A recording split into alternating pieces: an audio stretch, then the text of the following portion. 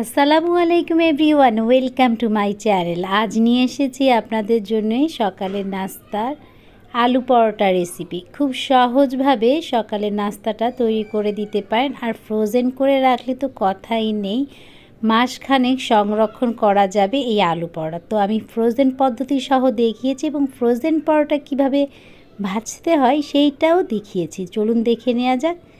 এখানে আমি 2 কাপ পরিমাণ আটা ব্যবহার করেছি, আপনারা চাইলে ময়দাটা ব্যবহার করতে পারেন। লবণ দিয়ে দিচ্ছি টেস্ট অনুযায়ী, তেল দিয়ে দিচ্ছি 2 টেবিল চামচ পরিমাণ।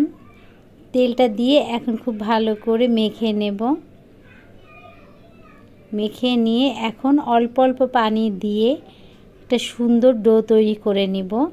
পানি কিন্তু একবারে দেওয়া যাবে না, অল্প অল্প দিতে হবে। নরম একটা ডো তৈরি করব, অতিরিক্ত নরমও হবে না আবার। দেখুন খুব সুন্দর একটা ডো হয়ে গিয়েছে। ডোটা ঢেকে রেখে দেব 10 মিনিটের জন্যে।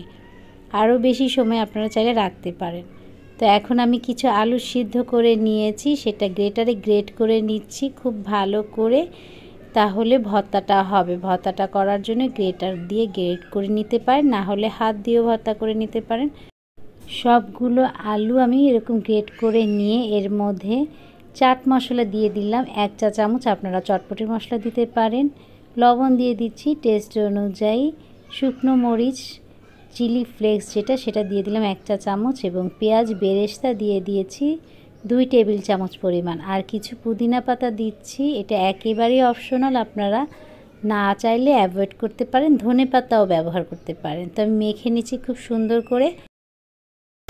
মেখে নেওয়া হয়ে গিয়েছে, এখন আটাটা নিয়ে নিলাম। দেখুন আটাটা বেশ নরম হয়ে গিয়েছে। এখন ছোট ছোট বল তৈরি করে নেব। আপনারা যতটুকু বল পছন্দ করেন একটা পরোটার জন্য ততটুকু করতে পারেন, রুটির সাইজও করতে পারেন, রুটি থেকে একটু বড় করে নিতে পারেন। তো আমি এরকম 1 মুঠো হয় এই টাইপের এক একটা বল করে নিব।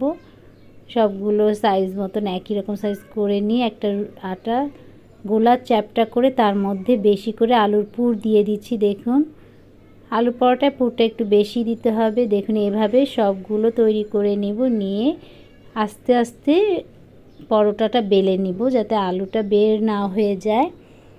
দেখুন বড় একটা আলু পরোটা তৈরি করে নিয়েছি।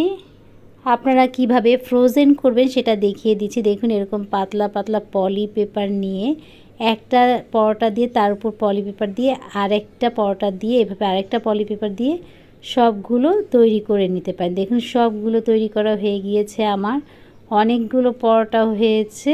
এখন আমি এটা ডিপ ফ্রিজে রেখে দেব যতক্ষণ না শক্ত হয়। দেখুন শক্ত হয়ে গিয়েছে, আলু পরোটা একেবারে হার্ড। এই পর্যায়ে আপনারা যখন ভাজবেন তখন এইভাবেই ভাজতে হবে। আমি 2-3টা ভেজে দেখাচ্ছি।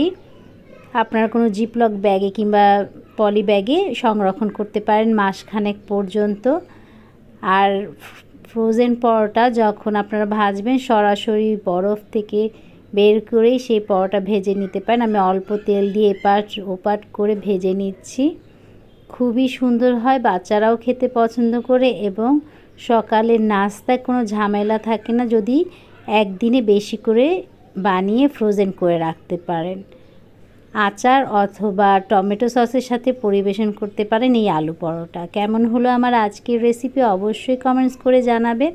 নতুন নতুন রেসিপি দেখার জন্য আমার চ্যানেলের সাথে থাকবেন। আল্লাহ হাফেজ।